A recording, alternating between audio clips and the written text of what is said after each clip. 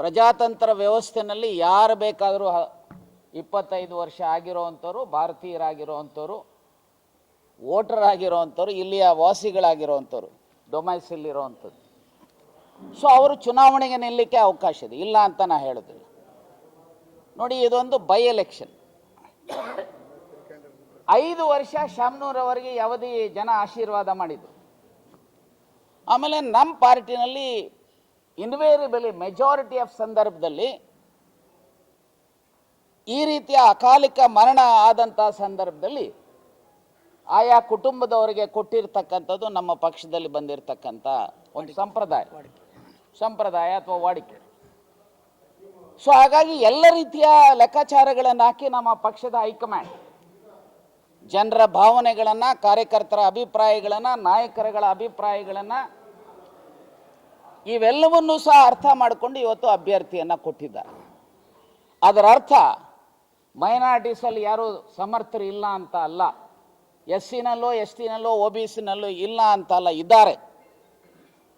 So ಇದನ್ನು ಈಗಾಗಲೇ ಯಾರು ಆ ವರ್ಗದ ಜನರಿಗೆ ಮಾನ್ಯ ಮುಖ್ಯಮಂತ್ರಿಗಳು, ಉಪಮುಖ್ಯಮಂತ್ರಿಗಳು ಕನ್ವಿನ್ಸ್ ಮಾಡಿದ್ದಾರೆ, ಯಾವ ಕಾರಣದಿಂದ ಇವತ್ತು ಇದನ್ನು ಕೊಡಬೇಕಾಗಿರೋ ಅನ್ನುವಂಥದ್ದನ್ನು ಹೇಳಿದ್ದಾರೆ. ಇದು ಪೊಲಿಟಿಕಲ್ ಸ್ಟ್ರಾಟಜಿ, ಅದನ್ನು ಅವರೇ ಹೇಳಬೇಕೆ ಹೊರತು ನಾವುಗಳು ಹೇಳುವಂಥದ್ದಕ್ಕಾಗೋದಿಲ್ಲ. ಹಾಗಾಗಿ ನಾನು ಇಷ್ಟೇ ಹೇಳ್ತೇನೆ, ಬಹುಶಃ ಈ ದೇಶದಲ್ಲಿ ಸಂವಿಧಾನ ಕೊಟ್ಟಿದ್ದು ಮತ್ತು ಈ ವರ್ಗದ ಜನರ ಹಿತ ಕಾಪಾಡಿರುವಂಥ ಯಾವುದಾದ್ರೂ ಒಂದು ಪಕ್ಷ ಇದ್ದರೆ ಅದು ಮೈನಾರಿಟೀಸ್ ಇರ್ಬೋದು, ಅಥವಾ SC/ST ಇರ್ಬೋದು, OBC ಇರ್ಬೋದು.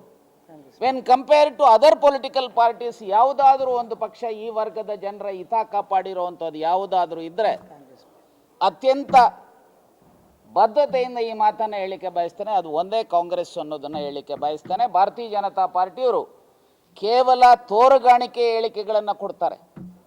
ನಾನು ಅದಕ್ಕೆ ಹೇಳಿದ 56% ಯಾಕ್ರಿ ಮಿಸ್ಟರ್ ಮೋದಿ ಸೇರಿಸ್ರಿ 9th ಶೆಡ್ಯೂಲ್ಗೆ, ಅವಾಗ ಇಷ್ಟು ಜನ 56% ಜನರಿಗೆ ನ್ಯಾಯ ಸಿಗುತ್ತಲ್ವಾ.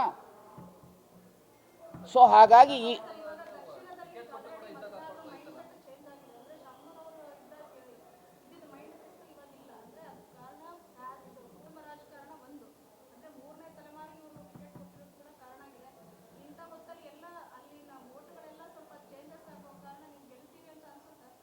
ನೋಡಿಮ್ಮ, ಒಂದನ್ನು ಕುಟುಂಬ ರಾಜಕಾರಣ BJP-ನಲ್ಲಿಲ್ವಾ, JDS ಅಲ್ಲಿಲ್ವಾ?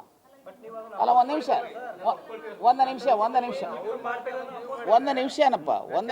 ಒಂದು ನಿಮಿಷ ಕೇಳಿ, ದಯಮಾಡಿ ಕೇಳಿ. ಈ ಕುಟುಂಬ ರಾಜಕಾರಣ ಈಗ ಯಡಿಯೂರಪ್ಪನವ್ರ ಕುಟುಂಬದವರಿಗೆ ಎಷ್ಟು ಜನಕ್ಕೆ ಕೊಟ್ಟಿದ್ದಾರೆ?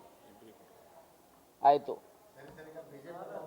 ಅರಪ್ಪ ನೀವು ಕೇಳಿರೋ ಪ್ರಶ್ನೆಗೆ ದಯಮಾಡಿ ಇರಿ, ಒಂದು ನಿಮಿಷ ಕೇಳಿ. ನಾನು ಸ್ಪಷ್ಟಪಡಿಸ್ತೇನೆ, ನಾನು ಆಗಲೇ ಹೇಳಿದ್ದೇನೆ, ಈ ರೀತಿಯ ಅಕಾಲಿಕವಾದಂಥ ಚುನಾವಣೆಗಳು ಬಂದಂಥ ಸಂದರ್ಭದಲ್ಲಿ ಆ ಕುಟುಂಬಕ್ಕೆ 5 ವರ್ಷ ಜನಾಭಿಪ್ರಾಯ ಇತ್ತು. ಒಂದು ನಿಮಿಷ, ಏನಮ್ಮ, ಏನು ಬೈಲಾದಲ್ಲಿಲ್ಲ?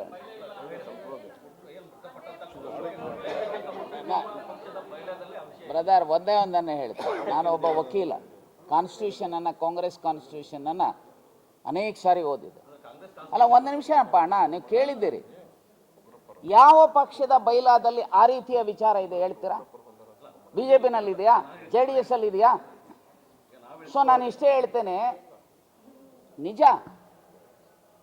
ಪಕ್ಷದ ಸಿದ್ಧಾಂತಕ್ಕೆ ಬದ್ಧತೆ, ಸೊ ಪಕ್ಷದ ಕೆಲಸ ಮಾಡಿರೋಂಥ ಮತ್ತು ಅವರು ಜನಬೆಂಬಲವನ್ನು, ಜನರ ಸಹಕಾರವನ್ನು ಪಡೆದಿರುವಂಥವ್ರು ಆಗಬೇಕು ಚುನಾವಣೆಗೆ ಅಂತೇಳಿ. ಸೊ ಇವತ್ತು ಇವೆಲ್ಲವನ್ನು ಸಹ ಒಟ್ಟಾರೆಯಾಗಿ ತೆಗೆದುಕೊಂಡಿರುವಂಥ ಪಕ್ಷ ಮತ್ತು ಹೈಕಮಾಂಡ್ ಮೋರ್ ಪರ್ಟಿಕ್ಯುಲರ್ಲಿ. ಸೊ ನಮ್ಮ ಪಕ್ಷದ ಹಿತದೃಷ್ಟಿಯಿಂದ ಮತ್ತು ಗೆಲುವಿನ ದೃಷ್ಟಿಯಿಂದ ಈ ಪರ್ಟಿಕ್ಯುಲರ್ ಕ್ಯಾಂಡಿಡೇಟನ್ನು ಮಾಡಬೇಕು ಅನ್ನುವಂಥ ಅಭಿಪ್ರಾಯ ಮೆಜಾರಿಟಿ ಅಭಿಪ್ರಾಯ ಬಂದಿರೋದರಿಂದ ಕೊಟ್ಟಿದ್ದಾರೆ. ನಮಗೆ ವಿಶ್ವಾಸ ಇದೆ. ಸೊ ಈ ಮೆಜಾರಿಟಿ ಅಭಿಪ್ರಾಯದ ಜೊತೆಗೆ ಮೆಜಾರಿಟಿ ಜನ ನಮ್ಮ ಪರವಾಗಿ, ನಮ್ಮ ಕಾಂಗ್ರೆಸ್ಸಿನ ಪರವಾಗಿ ಸಿದ್ಧಾಂತ, ಕಾರ್ಯಕ್ರಮಗಳು ಮತ್ತು ನಾಯಕತ್ವದ ಹಿನ್ನೆಲೆಯಲ್ಲಿ ನಮ್ಮ ಪರವಾಗಿದ್ದಾರೆ. ನಮ್ಮ ಕ್ಯಾಂಡಿಡೇಟ್ ಗೆಲ್ತಾರೆ ಅನ್ನುವಂಥ ವಿಶ್ವಾಸ ಇದೆ.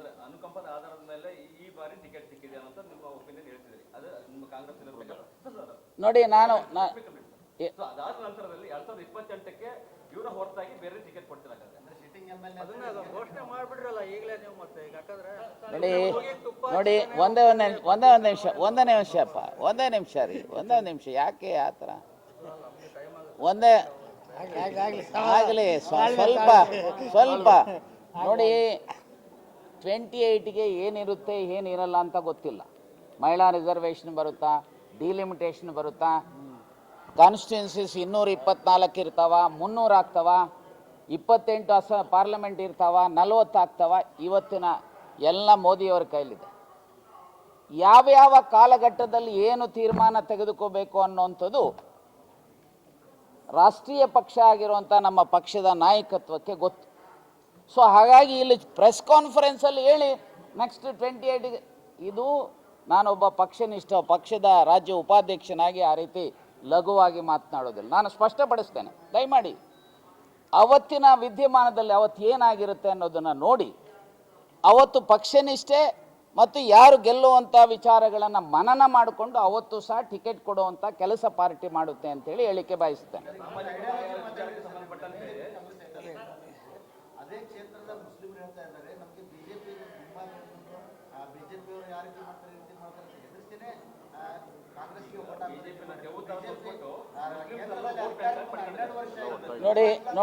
ನೋಡಿ ಅಪ್ಪ ಒಂದು ಹೇಳ್ತೇನೆ, ನಮಗೆ ನಮ್ಮ ವೋಟ್ ಬ್ಯಾಂಕ್ ಅಂತ ಹೇಳಿದ್ರೆ ಕಾಂಗ್ರೆಸ್ಸಿನ ವೋಟ್ ಬ್ಯಾಂಕ್ ಅಂತಂದರೆ ಯಾವುದೋ ಒಂದು ವರ್ಗ ಅಲ್ಲ, ಸಮಾಜದ ಎಲ್ಲ ವರ್ಗವನ್ನು ನಮ್ಮ ವೋಟ್ ಬ್ಯಾಂಕ್. ಕೆಲವರಲ್ಲಿ ಜಾಸ್ತಿ ಬರ್ಬೋದು, ಕೆಲವರಲ್ಲಿ ಕಡಿಮೆ ಬರ್ಬೋದು. ನಾನು ಜಸ್ಟ್ ಉದಾಹರಣೆ ಇವರು ST ಶೇಖರಪ್ಪನವ್ರು 2004ರಲ್ಲಿ ಜನರಲ್ ಕಾನ್ಸ್ಟಿಟ್ಯೂನ್ಸಿಲಿ ಕೊಟ್ಟಿರಲಿಲ್ವಾ? ಮಂಜಪ್ಪನಿಗೆ ಕುರುಬರು ಕ್ಯಾಂಡಿಡೇಟ್ ಕೊಟ್ಟಿರಲಿಲ್ವೇ? ಸೊ ಒಂದು ನಿಮಿಷ ಸರ್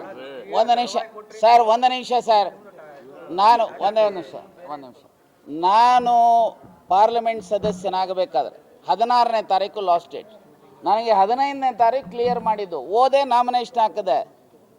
ಮ್ಯಾಟ್ರ್ ಆಫ್ 25 ಡೇಸಲ್ಲಿ ನಾನು ಪಾರ್ಲಿಮೆಂಟ್ ಮೆಂಬರ್ ಆಗಿ ಪಾರ್ಲಿಮೆಂಟಲ್ಲಿ ನಾನು ಒಬ್ಬ ಸಕ್ರಿಯವಾಗಿ ಕೆಲಸ ಮಾಡಲಿಲ್ವೇ? ಅಲ್ಟಿಮೇಟ್ಲಿ ಫೈಟ್ ನಡೆಯುವಂಥದ್ದು ಕ್ಯಾಂಡಿಡೇಟ್ ಅಷ್ಟೇ ಅಲ್ಲ, ಫೈಟ್ ನಡೆಯುವಂಥದ್ದು ಪಕ್ಷ ಮತ್ತು ಪಕ್ಷಗಳ ಮಧ್ಯೆ. ಇಲ್ಲಿ ನಿಮಿತ್ತ ಮಾತ್ರ ಕ್ಯಾಂಡಿಡೇಟ್ಸು, ಇಲ್ಲಿ ಫೈಟ್ ನಡೀತಾ ಇರುವಂಥದ್ದು ಕಾಂಗ್ರೆಸ್ ವರ್ಸಸ್ BJP ಮತ್ತು ಜನತಾದಳ, ಅವರಿಬ್ಬರು ಒಟ್ಟಿಗೆ ಇದ್ದಾರೆ. ಸೊ ನಾನು ಯಾಕೆ ಹೇಳಿದೆ ಅಂತಂದರೆ, ಕಾಂಗ್ರೆಸ್ ಯಾವ ರೀತಿ ಜನಪರವಾಗಿದೆ, BJP JDS ಯಾವ ರೀತಿ ಜನವಿರೋಧಿ ಇದೆ, ಇದರ ಮೂಲಕ ತಾನೇ ನಾವು ಮತ ಕೇಳುವಂಥದ್ದು. ಧರ್ಮದ ಮೇಲೆ, ಜಾತಿ ಮೇಲೆ ಅಲ್ಲ. ನಾವು ಯಾವತ್ತೂ ಕೇಳಿಲ್ಲ. Section 123 of RP act 1951, Janata ಪ್ರಾತಿನಿಧ್ಯ ಕಾಯ್ದೆ 1951ರ ಸೆಕ್ಷನ್ 123 ರಿಲಿಜಿಯನ್ ಇದರಲ್ಲಾಗಲಿ ಜಾತಿ ಆಧಾರದ ಮೇಲೆ ವೋಟ್ ಕೇಳಿದ್ರೆ ಅದು ಇಂಡ್ಯೂಸ್ಮೆಂಟ್ ಆಗುತ್ತೆ. ನಾವು ಅದನ್ನು ಮಾಡೋದಿಲ್ಲ.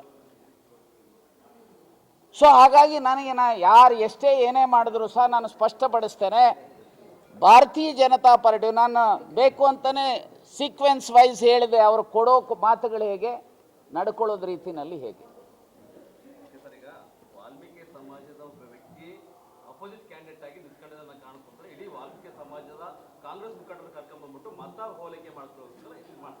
ನೋಡಿ, ನಾನು ನಿಮಗೆ ಸ್ಪಷ್ಟಪಡಿಸ್ತೇನೆ, ಇಲ್ಲಿ ಬರೇ ವಾಲ್ಮೀಕಿ ಸಮಾಜದವರು ಅಷ್ಟೇ ಇಲ್ಲ. ಈಗ ಒಂದು ನಿಮಿಷ ಅಣ್ಣ, ಧನಂಜಯ ಕುರುಬರ ಸಮಾಜದ ನಮ್ಮ ಲೀಗಲ್ ಸೆಲ್ ರಾಜ್ಯಾಧ್ಯಕ್ಷ, ಸೊ ಅವರು SC ಇದ್ದಾರೆ. ಒಂದು ನಿಮಿಷಪ್ಪ ಇರಿ ಒಂದು ನಿಮಿಷ. ನಾನು ಒಬ್ಬ ಕಾಂಗ್ರೆಸ್ಸಿನ ರಾಜ್ಯ ಉಪಾಧ್ಯಕ್ಷ, ಕಾಂಗ್ರೆಸ್ಸಿನ ವಕ್ತಾರ, ನಾನಿಲ್ಲಿ ಮಾತನಾಡ್ತಾ ಇರೋದು ಕಾಂಗ್ರೆಸ್ಸಿನ ರಾಜ್ಯ ಉಪಾಧ್ಯಕ್ಷನಾಗಿ, ವಕ್ತಾರನಾಗಿ, ಮಾಜಿ ಸಂಸತ್ ಸದಸ್ಯನಾಗಿ, ಮಾಜಿ ವಿರೋಧ ಪಕ್ಷದ ನಾಯಕನಾಗಿ.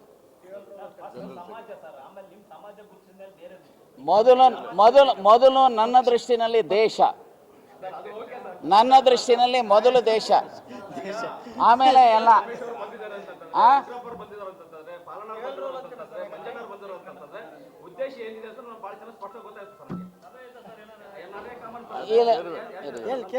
ನೋಡಿ ಕೇಳಿ, ವಾಲ್ಮೀಕಿ ಸಮಾಜದಿಂದ BJP ಪಕ್ಷದಲ್ಲಿ ಒಬ್ಬ ವ್ಯಕ್ತಿ ನಿಲ್ಲಿಸಿದರೆ ಆ ಕಾರಣಕ್ಕೋಸ್ಕರ ಮತ ಬ್ಯಾಂಕ್ ಅನ್ನೋದು ವಾಲ್ಮೀಕಿ ಸಮಾಜದ ಮತಗಳನ್ನ ನಿಮ್ ಕಡೆ ಓಲೈಕೆ ಮಾಡ್ಕೋಬಹುದು. ನಾನು ಒಂದೇ ಹೇಳ, ಶೇಖರಪ್ಪನ ಸೋಲಿಸಿದ್ದ ಆ ಕಾಲಘಟ್ಟದಲ್ಲಿ ಯಾರು?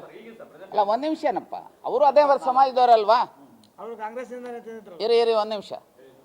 ಅವರ ವಿರುದ್ಧ ನಾನು ಹೆಸರುಗಳು ಹೇಳೋಕೆ ಹೋಗುದಿಲ್ಲ. ಯಾರು ಅವರ ವಿರುದ್ಧ ಕನ್ಸ್ಪೈರ್ ಮಾಡಿದ್ದು?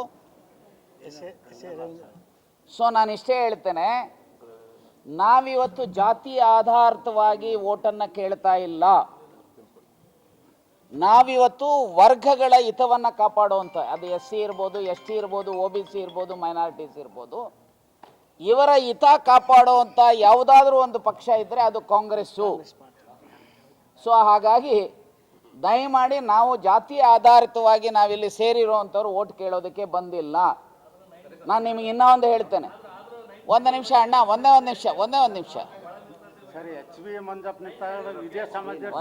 ನಿಮಿಷನಪ್ಪ, ದಯಮಾಡಿ ಸರ್, ಒಂದು ನಿಮಿಷ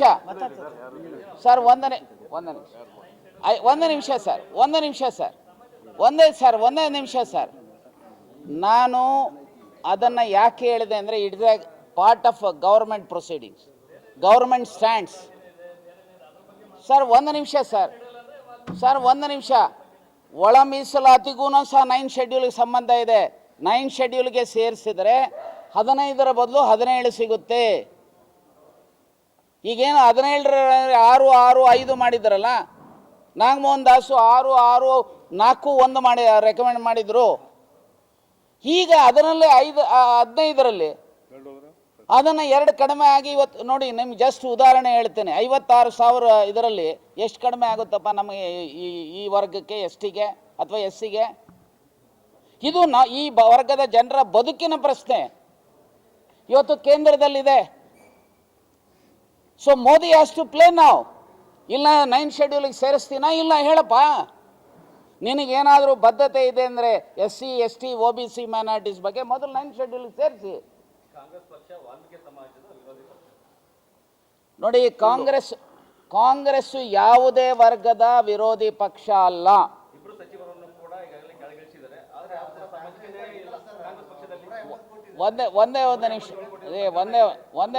ಒಂದೇ ನಿಮಿಷ ಅಂದರೆ 187 ಕೋಟಿ ಹಗರಣ ಆಗಿರೋದು ಸುಳ್ಳ?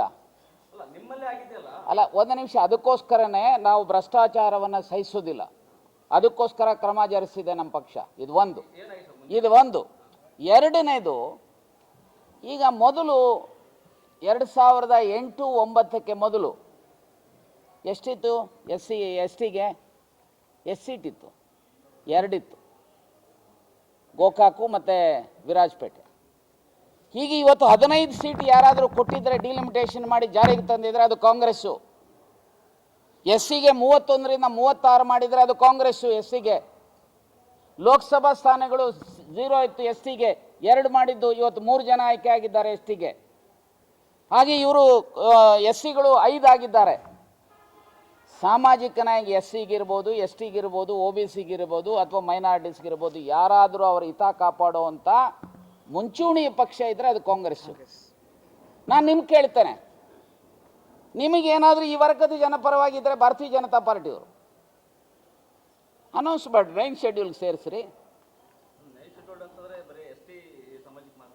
51 ಜಾತಿಗಳಿದ್ದಾವೆ, 51 ಜಾತಿಗಳಿದ್ದಾವೆ.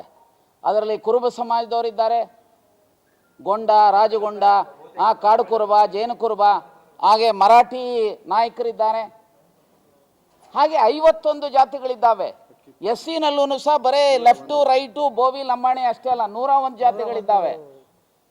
ಸೊ ಹಾಗಾಗಿ ಈವನ್ SC ST ರಿಸರ್ವೇಷನ್ ಸಂವಿಧಾನ ಕೊಟ್ಟವರು ಕಾಂಗ್ರೆಸ್ಸು, ರಿಸರ್ವೇಷನ್ 1950 ಆರ್ಡರ್ ಕೊಟ್ಟವರು ಕಾಂಗ್ರೆಸ್ಸು. ಇದನ್ನು ತೆಗಿಬೇಕು ಅಂತ ಸಂವಿಧಾನ ಕಿತ್ತಾಕ್ತೀವಿ ಅನ್ನುವಂಥವ್ರು, ರಿಸರ್ವೇಷನ್ ಕಿತ್ತಾಕ್ತೀವಿ ಅನ್ನುವಂಥವ್ರು ಯಾರಪ್ಪ ಅಂದರೆ ಭಾರತೀಯ Janata party. One at A time please.